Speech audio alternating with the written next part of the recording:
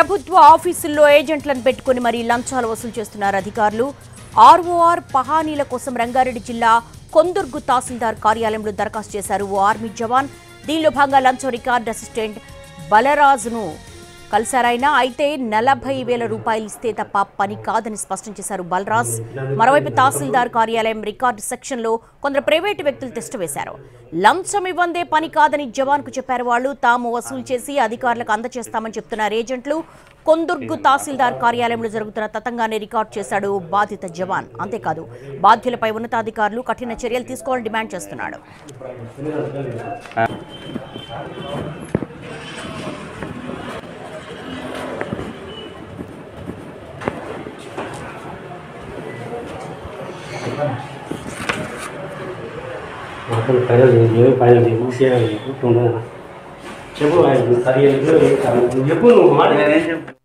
Hi అండి, నా పేరు అశోక్.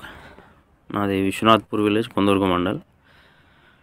నేను లాస్ట్ మంత్ జనవరిలో 2024లో మన కొందుర్గు ఎంఆర్ఓ ఆఫీస్లో మా పొలానికి సంబంధించిన ఆర్ఓఆర్ అండ్ పానీల కోసం అని చెప్పేసి రికార్డ్ సెక్షన్లో అప్లికేషన్ ఇవ్వడం జరిగింది. అయితే ఆ రికార్డ్ సెక్షన్లో మన బాలరాజు అండ్ హేమంత్ అనే ఇద్దరు వ్యక్తులు 1 వీక్ తర్వాత వచ్చి తీసుకోమని చెప్పారు. సరే అని చెప్పేసి 1 వీక్ తర్వాత వద్దామని చెప్పేసి వెళ్ళిపోయాను.